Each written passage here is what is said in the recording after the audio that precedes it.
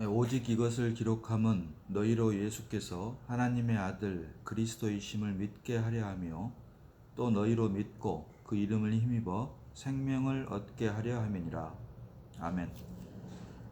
이제 오늘은 하나님께서 우리에게 성경을 주신 목적에 대해서 말씀을 나누기를 원합니다.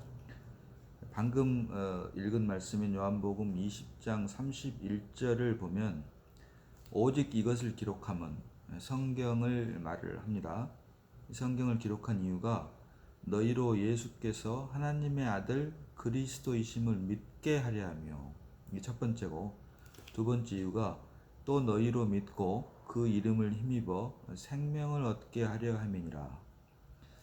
하나님께서 우리에게 성경을 주신 이유가 요한복음 20장 31절에 기록이 되어 있습니다. 첫 번째는 믿고, 두 번째는 생명을 얻게 하기 위함이다. 여기서 믿음과 생명이라고 하는 두 단어가 나옵니다. 무엇을 믿느냐, 또 어떤 생명을 얻느냐. 성경을 주신 목적은 이 두 가지입니다. 우리로 예수를 믿고 예수라고 하는 생명을 얻게 하기 위한 것이다 라고 하는 사실입니다. 그런데 문제는 이 믿음의 대상인 예수가 어떤 분인지를 알고 믿어야 될 것이고, 또 그 생명이 어떤 생명인지를 알고 믿어야 된다라고 하는 겁니다. 첫 번째로 그 믿음, 무엇을 믿느냐. 오늘 본문 보니까 예수께서 하나님의 아들 그리스도이심을 믿는다. 예수께서 하나님의 아들 그리스도이심을 믿는다. 이 말은 우리가 잘 아는 것처럼 베드로의 고백과 같은 말입니다. 주는 그리스도시요 살아계신 하나님의 아들이시니이다. 이 말을 했을 때 예수님께서는 그래 네 말이 맞다. 하지만 네 말을 하게 한 이는 네가 아니고 하늘에 계신 내 아버지다 라고 말씀을 하는 것을 우리가 알고 있습니다. 결국 주는 그리스도시요 살아계신 하나님의 아들이다 라고 하는 이 고백은 우리 사람의 생각으로 하는 말이 아닌 하나님께서 주신 계시로 말미암은 말이다 라고 하는 사실을 우리가 잊지 말아야 됩니다.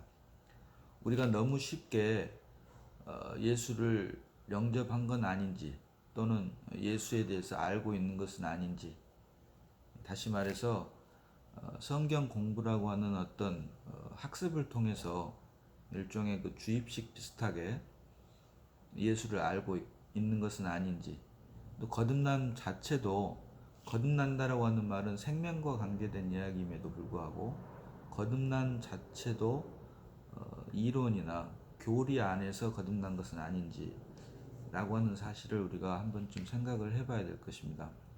여기서 말한 예수께서 하나님의 아들 그리스도이시다, 이 말은 결국 말씀이 육신이 되어 이 땅에 오신 분이 예수님이신데, 이 예수님은 원래 창세 전부터, 태초부터, 또 태초 훨씬 이전부터 하나님과 함께 계셨던, 말씀으로 계셨던 분이십니다. 이분께서 당신의 정하신 때에 그 때가 참에 여자에게서 나게 하신 분, 이것이 바로 요한복음 1장 14절에 기록된 말씀이 육신이 되신 성육신을 기록을 한 것입니다. 그래서 우리가 예수라고 하는 분을 사람의 눈으로 보면 사람입니다. 그리고 목수의 아들일 수 있습니다. 마태복음 16장 13절로 15절을 보니까 이 베드로나 제자들에게 너희는 나를 누구라 하느냐라고 묻기 전에 하는 말씀이 나옵니다. 사람들은 예수를 세례 요한이나 엘리야나 예레미야나 선지자 중에 한 사람으로 본다. 또 방금 전에 말씀드린 것처럼 예수를 목수의 아들 정도로 보는 정도입니다. 그러나 하나님의 계시를 받은 사람들은 예수를 주는 그리스도시요 살아계신 하나님의 아들이다 라고 고백하게 되어 있다라고 하는 것입니다. 우리가 고린도전서 12장 3절인가요? 거기를 보면 성령으로 말미암지 않고는 예수를 주라 시인할 수 없다라고 기록을 합니다. 따라서 우리가 예수를 엄연히 외적으로는 사람이신데 사람으로밖에 보이지 않는데 이 사람이신 예수를 그리스도 하나님이라고 고백하는 것은 결국 성령으로 말미암지 않고는 오늘 베드로가 말을 했던 것처럼 하늘에 계신 하나님 아버지께서 주신 계시가 아니고는 할 수 없는 고백이라는 겁니다. 그래서 우리가 예수가 하나님이다, 그리스도이시다 라고 하는 고백을 할 때 한 번쯤은 이 고백이 나의 생각으로부터 나온 것인지 배워서 나온 것인지 아니면 하나님께서 주신 은혜로 말미암은 계시로 인한 것인지에 대한 생각들을 다시 한 번씩 되새겨 보면서 해볼 필요가 있다. 따라서 하나님께서 성경을 우리에게 주신 목적은 두 가지라고 그랬죠. 믿음과 생명인데 무엇을 믿느냐? 예수를 믿는 것이고, 근데 그 예수가 어떤 분이냐라고 보니까 예수가 결국은 우주 만물을 창조하신 영원부터 영원까지 계신 하나님이다, 하나님의 아들이다, 그리스도이시다 라고 하는 사실을 믿는다고 하는 것입니다. 그래서 모든 성경이 창세기부터 계시록까지 모든 성경이 예수 그리스도를 증거하고 있는데 예수 그리스도에 대한 우리의 깨달음이 커지면 커질수록 결국 우리 안에 생명으로 임해 계시는 그리스도가 더욱더 풍성하게 되고 또 그로 인해 하나님의 거룩하심이 우리를 통해서 우리 안에 계시는 그리스도를 통해서 드러나고 나타날 수가 있다 라고 하는 사실을 우리가 잊지 말아야 될 것입니다. 굳이 신학적인 말을 하지 않더라도 예수 그리스도라고 했을 때 이것은 결국 100% 사람이시고 100% 하나님이시다. 인성과 신성을 모두 포함하고 계신 분이시다라고 하는 것을 우리가 잊지 말아야 될 것입니다. 두 번째, 생명에 관해서는 우리가 예수가 그리스도이시고 이 사실을 믿고 그로 인해 그 이름을 힘입어 생명을 얻게 하려 함이니라 라고 말씀을 합니다. 오늘 본문이. 그럼 이 생명이 어떤 생명이냐 라고 하는 것입니다. 우리 모든 사람들은 아담 안에서 사람으로 태어났습니다. 이 사람으로 태어났단 말은 결국 창조된, 피조된 생명, 창조된 생명을 의미를 합니다. 다른 표현으로 하니까 육신의 부모로부터 태어난 모든 사람들은 창조된 생명이고 피조된 생명이고 유한한 생명입니다. 그러나 여기서 말하는 우리가 믿음으로 말미암아 예수 그리스도의 이름을 힘입어 생명을 얻게 했을 때 이 생명은 하나님의 생명을 말을 하는 것입니다. 다시 말해서 하나님의 생명은 창조되지 않은 생명, 피조되지 않은 생명이죠. 이 창조되지 않은 생명을 말을 하는 거고 우리가 육신의 부모로부터 생명을 받은 것이 유한한 생명이라면 사람의 생명이라면 우리가 믿음으로 말미암아 하나님으로부터 받은 생명은 영원한 생명, 부활 생명이다라고 하는 것을 우리가 알 수 있습니다. 세상 사람들은 부모로부터 받은 생명이기 때문에 아담 안에 그들이 인정을 하든 인정을 하지 않든 아담 안에서 유한한 피조된 생명이지만 우리가 믿음으로 말미암아 그리스도 예수 안으로 옮겨서 얻게 된 생명은 하나님의 생명이고 영원한 생명이고 그것이 결국은 죽음을 이기고 부활하신 부활 생명이다라고 하는 것입니다. 요한복음 1장 12절로 13절을 봅니다. 요한복음 1장 12절로 13절 영접하는 자 곧 그 이름을 믿는 자들에게는 하나님의 자녀가 되는 권세를 주셨으니 이는 혈통으로나 육정으로나 사람의 뜻으로 나지 아니하고 오직 하나님께로부터 난 자들이니라. 아멘. 우리가 우리의 의지와 상관없이 육신의 부모로부터 이 세상에 태어났습니다. 그러나 우리가 믿음으로 말미암아 거듭난 생명, 하나님의 생명은 오직 믿음으로 나는 것으로서 오늘 요한복음 1장 13절 말씀처럼 혈통으로나 육정으로나 사람의 뜻으로 나는 것이 아니고 오직 하나님께로부터 난 자들이다. 이 하나님께로부터 났다 이 말은 우리가 부름을 받고 하나님의 자녀가 되고 보니 창세 전에 우리를 이미 택정하셨다라고 하는 것을 그때 비로소 우리가 깨닫게 되는 것입니다. 그러면 이 생명, 결국 이 생명이 모든 사람들이 부모로부터 태어난 모든 사람들이 아담 안에서 유한한 생명으로 태어났다면 이제 그리스도 예수 안으로 옮겨서 믿음으로 말미암아 하나님의 자녀가 됐기 때문에 얻은 이 생명은 영원한 죽지 않는 부활 생명이라고 했을 때 결국 이 내 안에 있는 부활 생명이 과연 교리 안에 있는 것인지 이론 안에 있는 것인지 아니면 믿음으로 말미암은 실제인지 또는 생명인지를 어떻게 구분해낼 수가 있느냐라고 하는 것이 사실 문제입니다. 적지 않은 분들이 예수를 이론으로 믿고 있고 교리 안에서 믿고 있고 또 종교 안에서 믿고 있는 것이 현실입니다. 그러나 예수님께서 이 땅에 오셨을 때 하신 모든 행적들을 보면 특별히 종교를 통해서 유대교라고 하는 종교를 통해서 거룩한 보여지는 하는 거룩한 삶을 살려고 노력을 했던 10의 1조를 하고 또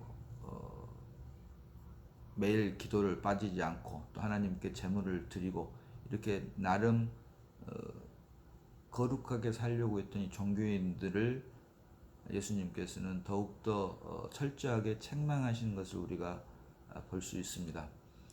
결국 예수님께서 이러한 행동을 하셨던 이유는 그들에게 이러한 행동을 하셨던 이유는 내가 이 땅에 온 것은 너희들의 노력이나 의지로 말미암아 너희들의 땀과 그 땀의 열매를 하나님께 드리는 것이 아닌 너희들은 할 수 없으니 너희 대신 내가 너희 안에 들어가서 너희들을 통해서 나를 드러내리라 라고 하는 그 목적으로 이 땅에 오셨고 또 그 계기가 바로 십자가 사건입니다. 십자가에서 죽고 부활하신 사건입니다. 그런데 지금 현재 살고 있는 저희들, 이 시대를 살고 있는 우리들마저도 2000년 전으로 돌아가서 예수님께서 사람의 몸을 입고 이 땅에 오셔서 육신 안에서 공생의 생활을 하셨던 그 공생애의 그 업적들을 따라 행하려고 하는 분들이 사실 많은 것이 현실입니다. 그러나 이러한 것들은 사도 바울이 말을 한 것처럼 내가 지금까지는 그리스도도 육체대로 알았으나 이제부터는 이같이 알지 아니하겠다라고 하는 이 고백을 하는 것처럼 우리가 예수에 대한 인식, 예수에 대한 깨달음이 십자가 이전에 예수님의 행적을 믿는지 십자가를 진 이후에 부활하셔서 우리 안에 생명으로 들어와 계시는 예수를 믿는지에 대한 중요한 구분점이 되는 것이 사실입니다. 물론 십자가를 지기 전과 십자가를 지신 후에 예수님 같은 분이십니다.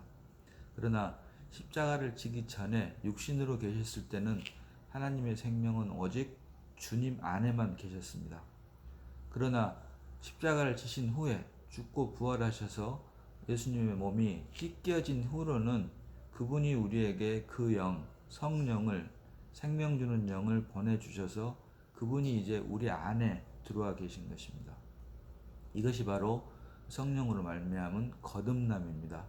그리고 우리가 하는 신앙생활은 이제 우리 안에 부활한 생명으로 우리 안에 들어와 계신 그리스도로 말미암아 사는 삶이 바로 신앙생활이고 성경이 말하는 행함이다, 행실이다라고 하는 사실을 우리가 알아야 됩니다. 그래서 우리가 일부러라도 우리가 지금 믿고 있는 예수가 어떤 분인지를 구분하고 알 필요가 있는 것이 요한복음 3장 16절을 보면 하나님께서 세상을 이처럼 사랑하사 독생자를 주셨다라고 합니다. 함께 봅니다. 요한복음 3장 16절. 하나님이 세상을 이처럼 사랑하사 독생자를 주셨으니 이는 그를 믿는 자마다 멸망하지 않고 영생을 얻게 하려 하심이라. 아멘. 하나님께서 여기서 말하는 세상은 호코스모스, 이 호코스모스가 세 가지 뜻이 있는데 여기서는 이 세상에 있는 사람들을 말합니다. 당신의 형상대로, 하나님의 형상과 모양대로 지음받은 하나님께서 사랑하시는 사람. 요한 서신에서 말하는 그 호코스모스, 다시 말해서 타락에서 하나님을 떠난 사람들이 만들어 놓은 세상을 의미하는 호코스모스가 아니고, 여기서 말하는 세상은 하나님의 형상과 모양대로 지음받은 하나님의 하나님께서 사랑하시는 사람을 의미를 하는 거죠. 그랬을 때 독생자를 주셨다. 이 독생자를 주셨다 이 말은 결국 예수 그리스도를 주셨다고 하는 말인데, 이 예수 그리스도가 독생자로 계실 때는 십자가를 지기 이전입니다. 십자가를 지기 이전이 독생자이고, 이 독생자가 믿음으로 인해 우리 안에 생명이 되게 한 사건이 바로 십자가 사건입니다. 예수님 말씀대로 영광을 받으신 후에 죽음과 부활을 통해서 성령으로 우리 안에 들어오셨을 때 비로소 이 독생자를 주셨다고 하는 말이 응하게 되는데, 응했을 때, 그 말씀이 응했을 때 그때 우리가 할 수 있는 고백이 바로 로마서 8장에 나와 있는 로마서 8장 29절에 하나님이 미리 아신 자들을 또한 그 아들의 형상을 본받게 하기 위하여 미리 정하셨으니 이는 그로 많은 형제 중에서 맏아들이 되게 하려 하심이니라. 맏아들. 예수 그리스도를 십자가 구속 역사 이전과 이후로 우리가 구분을 할 수 있는 것처럼, 십자가를 지기 이전에 예수 그리스도를 우리가 독생자라고 한다면, 십자가를 지신 후에 예수 그리스도를 우리가 맏아들이다 라고 성경은 표현을 합니다. 기록을 하고 있습니다. 우리가 예수를 믿는다, 독생자를 믿는 것입니다. 그러나 독생자인 예수가 우리 안에 믿음으로 말미암아 생명이 됐을 때는 예수 그리스도가 더 이상 독생자가 아닌 맏아들이 되는 것입니다. 왜냐하면 우리 안에 예수 그리스도로 인해서 우리 안에 그리스도가 우리의 새로운 생명이 되었기 때문에, 거듭난 자들로 인해서 이 거듭난 자들의 연합인, 지체들의 연합인 교회가 되었기 때문에 교회의 머리 되신 그리스도를 맏아들로 기록을 하고 있는 것입니다. 그래서 우리가 믿는 예수가 물론 독생자 예수에서부터 시작을 하지만, 그 독생자 예수를 믿는 것이 우리 안에서 이론이나 교리나 사람의 가르침이 아닌 실제가 된다면, 생명이 됐다면 예수 그리스도가 더 이상 독생자가 아닌 우리의 맏아들이다라고 하는 고백이 나와야 된다라고 하는 거죠. 그랬을 때 예수님께서 이 땅에 오셔서 죽고 부활하시고 승천하셔서 하나님 우편에서 지금 우리를 교회를 통해서, 교회의 머리시기 때문에 교회를 통해서 몸된 우리들을 다스린다라고 하는 말씀도 논리적으로 맞게 된다고 하는 것입니다. 사람의 생각으로라도. 따라서 우리가 예수를 믿는다고 하는 것이 이론이나 교리가 아닌 생명과 실제가 되기 위해서 우리가 지금 인식하고 있는 예수가 어떤 분인지, 아직도 나에게는 예수가 독생자인지, 아니면 오늘 말씀처럼 이제는 십자가를 통과해서 우리 안에 생명으로 들어오셨으니 더 이상 독생자가 아닌 맏아들인지에 대한 묵상도 우리가 다시 한번 해봐야 될 것이다. 그래서 예수 그리스도가 우리 안에 우리에게 맏아들이 되었을 때, 그때 비로소 이제 오늘 말씀의 주제인 하나님께서 성경을 우리에게 주신 그 목적이 이루어지게 되는데, 첫 번째가 믿음. 어떤 걸 믿느냐? 예수가 하나님의 아들 그리스도이심을 믿는 것과 그 이름을 믿었을 때 생명, 우리로 하여금 거듭난 생명이 되게 함으로 예수를 더 이상 독생자가 아닌 맏아들로 교회의 머리로 우리가 모시게 될 수 있다. 다시 말하면 우리 안에 생명으로 들어와 계신 그리스도로 인한 우리의 삶이 성경이 말하는 행함이고, 성경이 말하는 열매이고, 성경이 말하는 예배이다 라고 하는 사실을 우리가 놓치지 말아야 될 것입니다.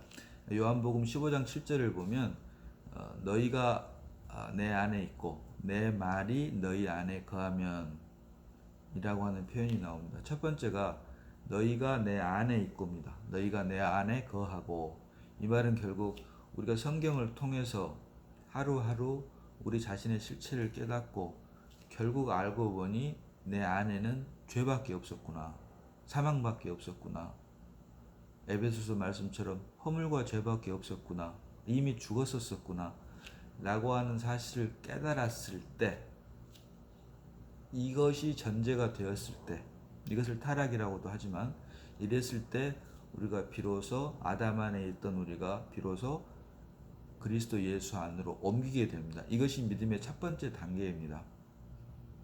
이 말을 요한복음 15장 7절에 너희가 내 안에 거하고 그리스도 안에 거하고로 표현을 한 것입니다. 이렇게 됐을 때 내 말이 너희 안에 거하게 된다.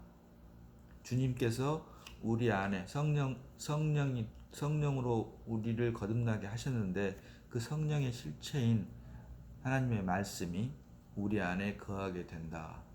이때 비로소 우리의 생명이 그리스도가 됐고, 우리 안에 말씀으로 거하신 그리스도가 우리를 통해서 말씀으로 표현될 때, 이것이 결국 너희가 내 안에 거하고 내 말이 너희 안에 거하는, 이 두 가지 방면을 동시에 만족함으로 성경이 말하는 온전한 열매, 온전한 신앙생활을 우리가 할 수가 있게 된다. 그래서 많은 사람들이 믿음과 행함을 구분해서 생각을 하지만, 엄밀히 말을 하면 믿음은 행함을 포함하는 말입니다.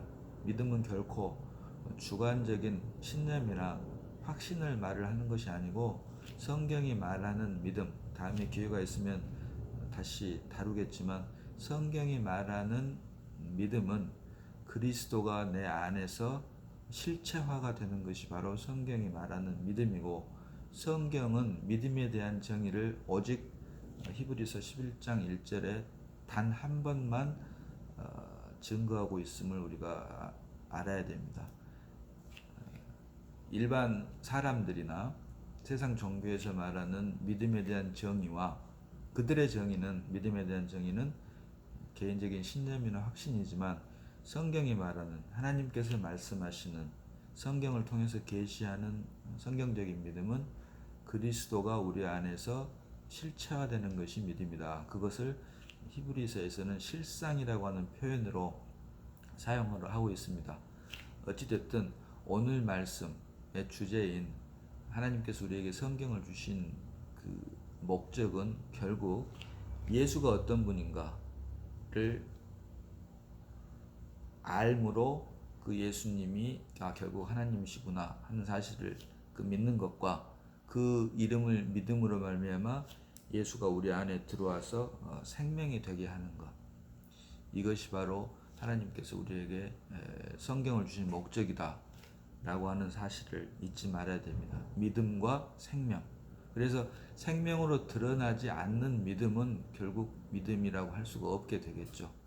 야고보서에 기록된 대로 믿음이 없는 자들에게, 자칭 믿는 자들에게 야고보가 지적을 했던 것처럼, 행함이 없는, 너희는 믿음이 있느냐? 행함은 없고, 하지만 나는 행함으로 보여준다. 결국 우리 안에 예를 들어서 꿀 먹은 강아지가 있는데, 꿀 먹은 강아지 배를 콕 이렇게 누르면 입에서 꿀이 나오는 것과 마찬가지로,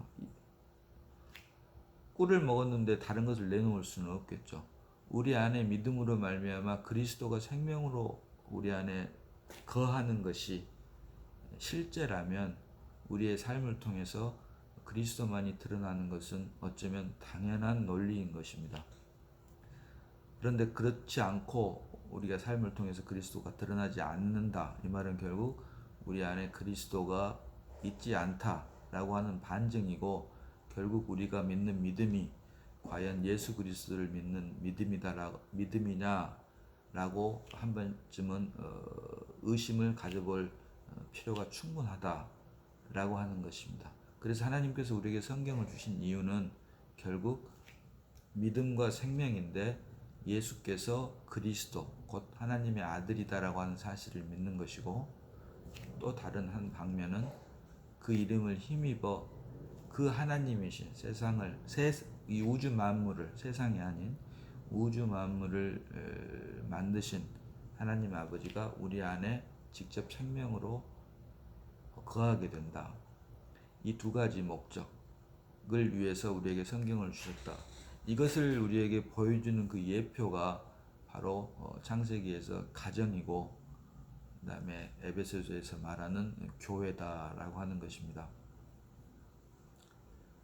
창세기에서 말하는 가정은 결국 뱀의 미혹으로 말미암아 죄가 세상에 들어오게 돼서 결국은 깨져버렸죠. 그래서 그 결과 결국 하나님께서 당신의 아들 예수 그리스도를 이 땅에 보내시고, 그로 힘입어 가정과 대비되는 교회를 우리에게 주심으로 하나님의 원래의 뜻과 목적을 이루어 나가시는 것을 우리가 볼 수 있습니다.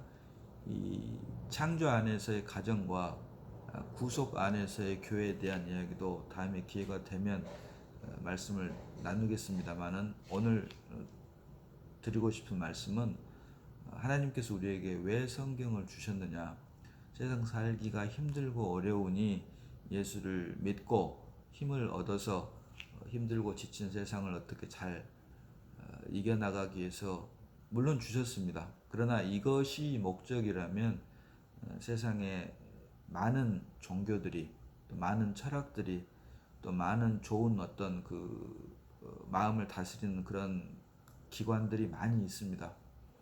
그러나 그것이 목적이 아니고 결국 그 모든 것들은 자기 자신의 어떠함을 위한 것이 되죠.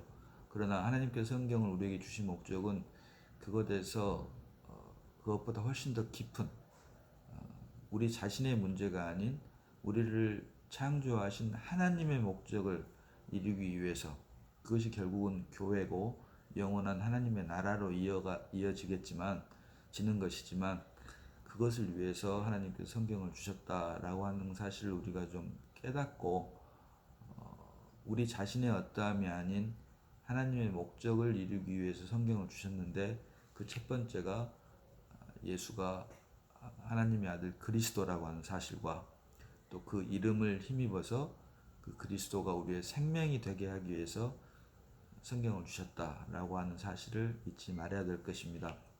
그래서 결국 우리가 성경 공부를 하는 것, 그 목적은 이러한 사실들을 깨닫지 못했을 때는 이러한 사실들을 깨달음으로 인해서 내가 알고 보니 성경은 모든 사람을 죄인이라고 말을 하는구나 라고 하는 사실을 깨닫게 하고, 또 그 사실을 깨닫게 되었을 때 아담 안에 있던 우리가 그리스도 예수 안으로 옮겨서 생명을 얻게 되고, 그로 인해 우리 안에 들어와서 새 생명이 되신 그리스도가 말씀으로 말미암아서 하루하루 자라나가는 것,